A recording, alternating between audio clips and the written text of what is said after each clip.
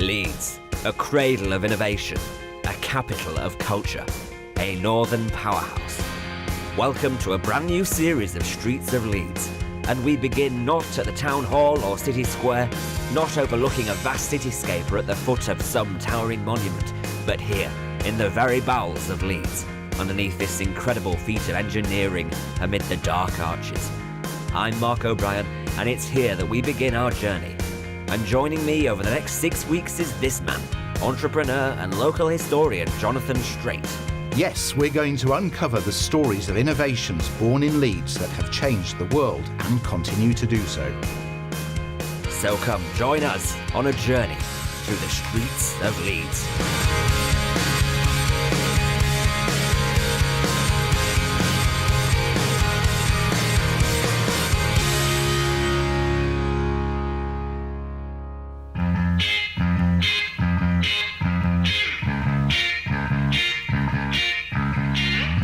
On Streets of Leeds, we climb aboard and take a road trip across the city, stopping off at some of the storied places that are all part of our heritage and meeting the people who are building the future today. We're talking today about Leeds' manufacturing heritage and its engineering heritage, so it's only right that we start around here in Holbeck. Well, yeah, I mean, Holbeck is pretty much where all of it began, but just how it began is actually equally interesting as a story. And for this series, we're taking a lot of our ideas from a forthcoming book called Cradle of Innovation, and this is edited by Dr. Rachel Unsworth. Now, she lectured at the University of Leeds for almost 20 years, and the book looks at the people and the institutions which made Leeds such an important part of the industrial growth of the UK and indeed the world. All right, well, let's take a look around Holbeck.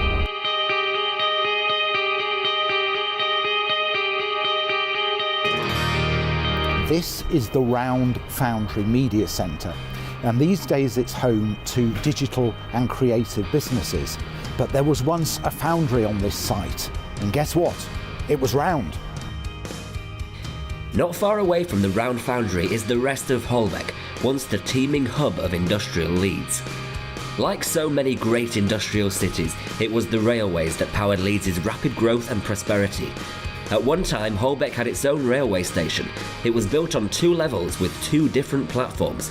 It lasted just over a century before it was demolished, with the high-level track taken away. But part of Holbeck's railway is still here. This is the Holbeck Viaduct, which has remained disused for nearly 30 years. It runs from Canal Junction outside Leeds Station, right through Holbeck and on to Farnley Junction.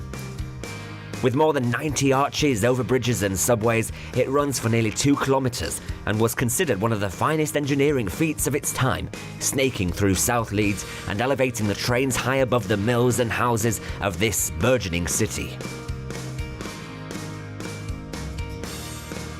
Now, it was called the Round Foundry because there was a rotunda, which was one of the main buildings. That actually burnt down in 1875, but there are lots more surviving buildings on the site.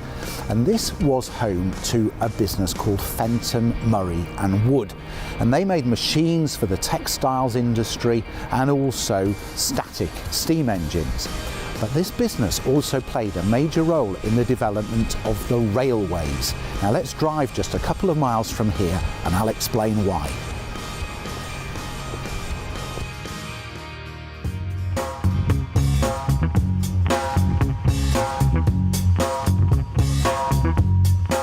Around the Middleton area, coal will have been mined from very shallow pits because the coal was near the surface of the ground, and you can actually see some evidence of this around Middleton Woods. Now, the coal belonged to a fellow called Charles Brandling, and he found he was losing business to another family in Rothwell because they could get their coal into Leeds in a boat along the river. So Brandling had this idea to build a wagonway, and this would be a cart pulled along by horses along wooden rails, which would allow the coal to get into Leeds. But because all the land he needed to cross didn't belong to him, he needed an Act of Parliament to make it happen. And that was passed in 1758, granting powers to build a railway. And this was actually the first railway in the world to be built in this way. Now, 40 years later, the tracks were upgraded. They were made from iron, edged with iron, and cheap coal from Middleton was flowing into Leeds and powering all sorts of industries at the time. Now, in 1812, the colliery manager, he was a guy called John Blenkinsop, wanted to try a steam engine to pull the truck. But he faced a dilemma, because an engine that was heavy enough to stick to the rails would break the tracks. So he designed something very clever. He put teeth along one of the rails, and he actually patented this. And then he went to Fenton, Murray and Wood over in Holbeck and said, make me a steam engine with a pinion that will mesh in with these teeth. And they came up with the Salamanca. In 1812, it became the first commercial steam locomotive to operate successfully anywhere. And several of these were built, and they operated up and down Middleton Railway. What a tremendous innovation. Let's go take a look. Just a short drive out of central Leeds, the Middleton Railway is like a vast treasure chest of railway history. It's run by volunteers and popular with children and families that flock here every weekend. And so this is it, the first commercial railway anywhere in the world, right here in Leeds. And the locomotive that ran on this railway also built in Leeds. And these days, this railway is still running. It's maintained by volunteers who look after the engines and keep the track safe. And I'm with Ian Smith. He's Vice President of the Middleton Railway Trust, who keep everything going. Now, Ian, really nice to see you. Nice to see you. Tell me, what was it that inspired John Blenkinsop to use a steam engine to pull the wagon of coal? Money. Basically, it was the time of the Napoleonic Wars. All of the men, the horses and fodder were on the continent fighting Napoleon, which meant that actually operating the colliery was very expensive indeed. He knew about the antics of an engine called Catch Me Who Can, which had been built in London, and it was running around a little circle, a little bit small, but he thought he could adapt that. And what he did was he put a great big cogwheel on the side of that engine, had them built by Matthew Murray in the Round Foundry, and brought them to Middleton. It was very successful, and so how many engines did he actually have running on this line? There were 4 altogether. The first one was Salamanca. Salamanca we know about. Now, what happened to Salamanca? Is it still around? No, it blew up. It blew up? How? The driver got drunk. Basically, the line was in 2 parts, and the steam engine would bring the coal wagons back from the river where they'd emptied them, and they had to wait to let the empties go up the hill to the colliery and the full ones to come back down. The problem was that right next to that point was the engine in, which is still there, and the driver decided to have a few bevies, which was all right, but he forgot to fill the boiler up. And he paid the price, because when he came back, as he got back onto the engine, it blew up and took him with it, unfortunately. So that was the end of him. So, Jonathan, we're leaving South Leeds now because although Holbeck has had a big impact on Leeds' growth throughout the Industrial Revolution, Leeds' history actually goes back much further. Well, it does. I mean, you know, around this time in Holbeck, a lot of industries were developing, and we'll go and have a look at some more of those later on. Now, the Round Foundry, as we know, was an early forge, but there was another forge, actually, which dates back to the 16th century, and that's in Kirkstall. Now, of course, we've spoken about Brandling, we've spoken about Blenkinsop, but there's one big Leeds name that we haven't talked about yet. Well, that's right, that's John Smeaton, and Smeaton was a Leeds-born lad to whom the world owes a great deal, really. In fact, he was the first to use the term civil engineer. So Smeaton, he was born and educated in Leeds, and he spent his working life designing bridges, lighthouses, mills, as well as having a hand in improving the air and caldor navigation which connects Leeds to the eastern coast. Now, Smeaton also did a lot of work on harnessing the power of steam, of water and of wind, and all of these were essential parts of the Industrial Revolution. And he also pioneered building techniques. He was one of the first to use concrete as a building material. Now, all of these are, of course, phenomenal achievements, no doubt, but he's also got another claim to fame from a certain Kaiser Chiefs song, I think, doesn't he? He does. He's certainly mentioned in I Predict a Riot. I think it's time for some driving music, don't you? Absolutely.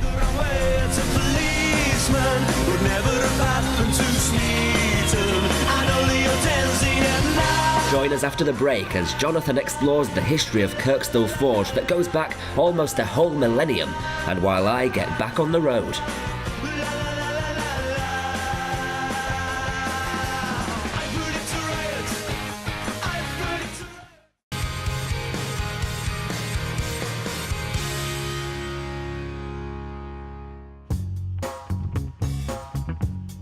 Welcome back to Streets of Leeds. So far we've seen how the railways transformed Leeds into an industrial powerhouse. But its history as a city of industry goes back even further than that, as we'll see now heading up Kirkstall Road. The road we're on is the A65, which runs through Kirkstall and then onto Horsforth, Yeadon, Guiseley, Ilkley and Skipton before it ends up in Kendal in Cumbria. And somewhere here, there's a particular landmark we want to take a look at. This magnificent 19th century stone monument shows that this spot is exactly 200 miles from London and exactly 200 miles from Edinburgh. And it also marks the site of the Kirkstall Forge, established just a stone's throw from here. Yes, indeed. Kirkstall Forge is the site of Leeds' newest railway station, where the engineering heritage of the city continues today and into Leeds' future. This part of Kirkstall has been a site of industry since the 12th century, when corn was milled here to supply the monks at the abbey nearby. And in fact, until it closed in 2003, it had been the longest continually used industrial site anywhere in the country. Now, by the 16th century, iron was smelted here, and it was used for the manufacture of shovels and trowels, but also for axles of horse-drawn carriages. Later on, axles were made for motorised vehicles, including back axles for buses, and in fact by the 1930s pretty much every bus in the country would have had a back axle casing made here at Kirkstall Forge. Now, in 2008 the site was cleared for redevelopment, but some of the original buildings still survive and are here to this day.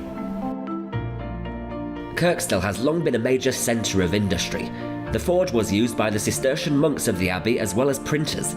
The earliest known activity here at Kirkstall Forge was in fact a medieval mill race which supplied water to power the corn mill at Kirkstall Abbey. It's only when you're driving up here from the centre of Leeds, quite often rather slow-moving traffic, that you realise just how far out of the early city this was and how much of its own self-sustaining community Kirkstall had to be.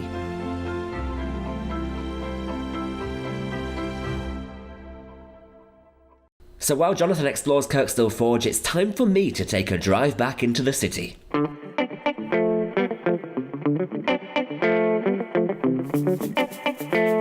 Now, if you've ever so much as set foot in Leeds, you'll have been stuck in traffic on the inner ring road at some time or other. But this is by no means a modern phenomenon. We've already seen that even though we all think of Leeds as a proud northern city, its location is almost perfectly to the centre of Great Britain, fixed at the midway point between the capitals of England and Scotland. It's not surprising then that many years ago Leeds would suffer severe congestion on its roads, situated on the main route joining Liverpool, Manchester, Bradford and Hull. That's why it was decided to start building a dual carriageway in the 1960s to remove through traffic, only a few years after the M1 first opened, becoming the country's first inter-urban motorway linking London to Leeds. It was all this that led the powers that be to style Leeds as the motorway city of the 70s, a name you can't help but recall with a wry smile if you find yourself stationary on this road in rush hour.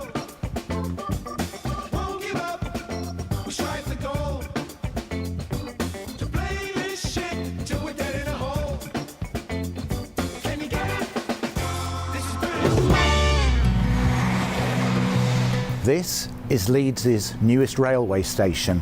It's called Kirkstall Forge and it's just 6 minutes from the city centre, with lines running out to Bradford and to Ilkley. A whole new neighbourhood is being built on this site, with office buildings constructed to eco-principles, housing, retail outlets, leisure buildings and a brand new primary school.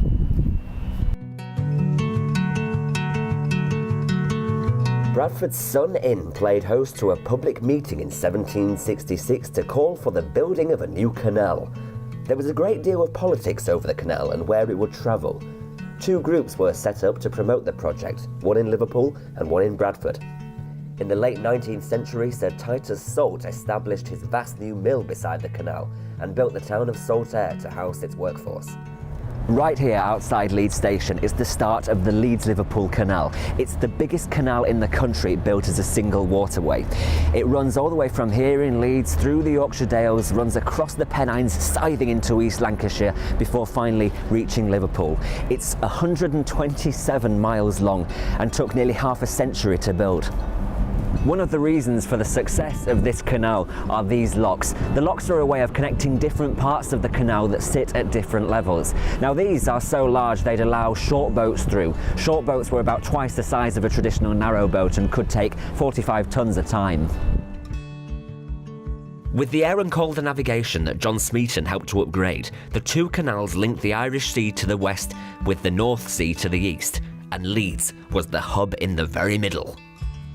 The most important cargo transported on the canal was coal. Over 1 million tonnes per year were being delivered to Liverpool by the 1860s.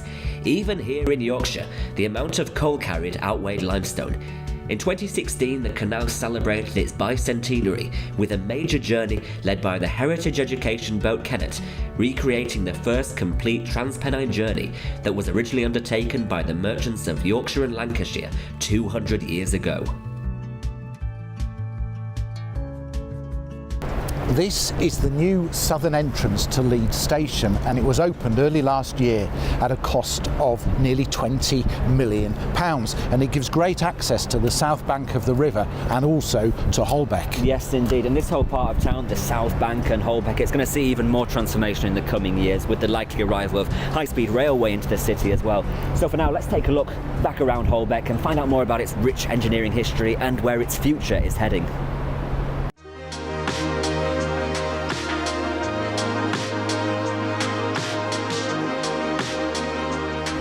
Here on Hunslet Road is the swanky new Printworks campus of Leeds City College, where you can study cookery, butchery, hairdressing and most appropriately engineering. Now this building was put up in 1895 for Alf Cook, who was a genius at colour lithography, and this was his third factory.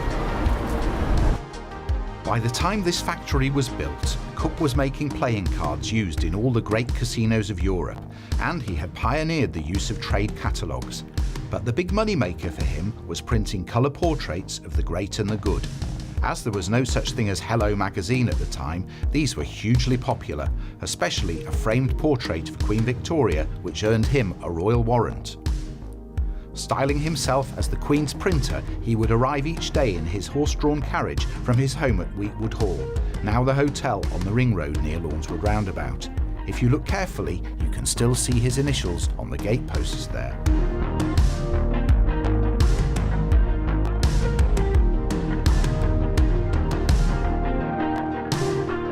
Here is Brame Pressings. This business started life making small metal pressings, one of which was an oil can. This was a market-leading design and was sold all over the world. Needing a new factory, this magnificent 220,000 square foot unit opened in 1911, and the business continues to grow and thrive to this day. Part of the Brame building is now University Technical College, a new kind of school where pupils are prepared for careers in manufacturing and engineering. This is the first University Technical College in Leeds where pupils get to pursue their interests in science and engineering, all while studying their traditional GCSEs.